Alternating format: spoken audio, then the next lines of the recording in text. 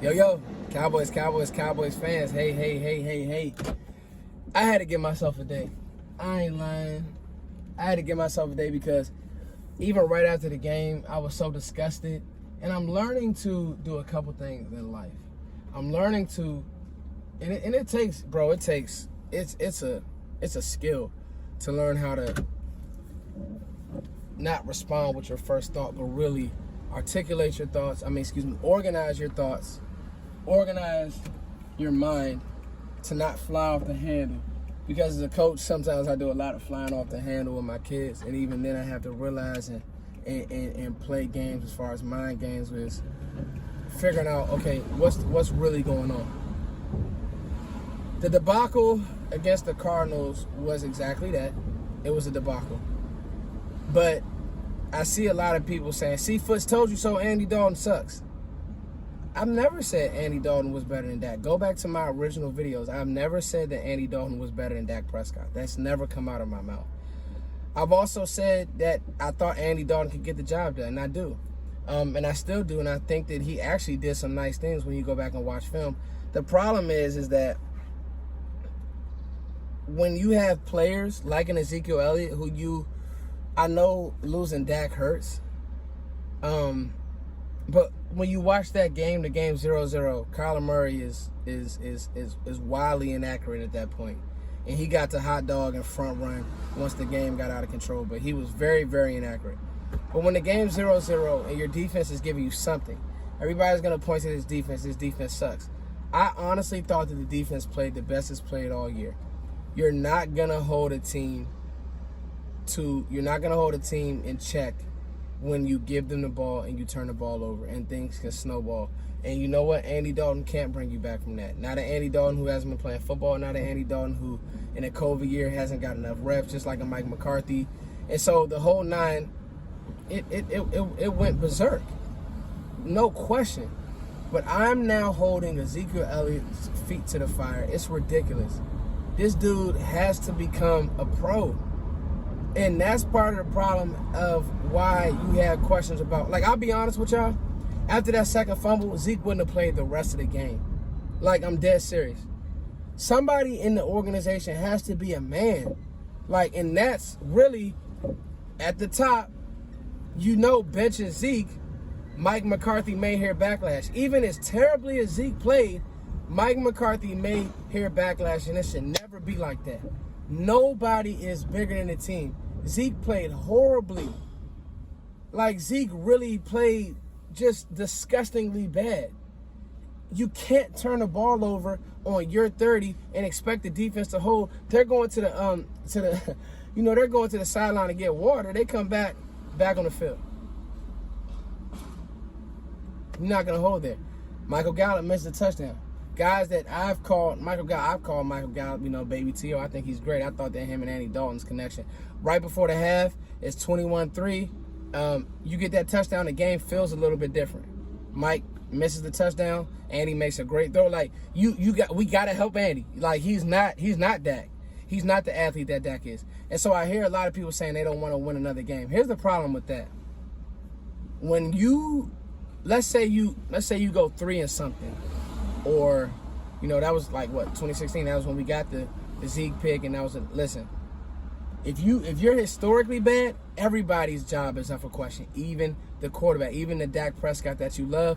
If you got a chance to possibly think about a Trevor Lawrence or Trey Lance or one of these quarterbacks you want to trade up to get, everybody's job starts to be in question. The thing that I guess I not even overestimated, but thought of and just said, wow. This is what really and truthfully hurts is seeing your O-line just get old in front of your face. Even All-Pro Zach Martin getting that concussion, he's a journeyman, so you think he's gonna come back and be fine, and that's what you hope. Even All-Pro Zach Martin getting hurt, you think to yourself, for some of y'all who know the DC area, I'm in the 3rd Street Tunnel right now. You think to yourself, man, what once was a strength, you running guys out there like Terrence Steele, you running guys out there like Brandon Knight, and I mean, a credit to Vance Joseph, he just said, we gonna blitz. We're going to blitz every play. Somebody's coming. It hurt my heart to see Buda Baker, who on this channel, I screamed for Buda Baker, a playmaker on the back end. Dallas didn't draft him because he was too small. So they thought. This is the thing that I love about sports. You cannot gauge a kid's heart. Buda Baker plays like a man on fire.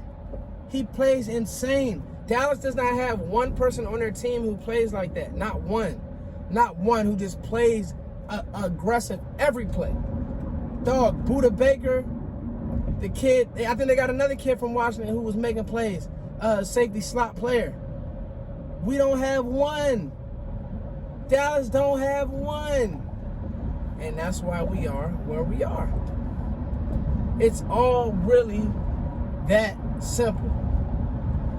And so when you think about the state of the Cowboys, you're going to be in the dogfight this weekend with the Skins. You may lose, you may win. It's a toss-up.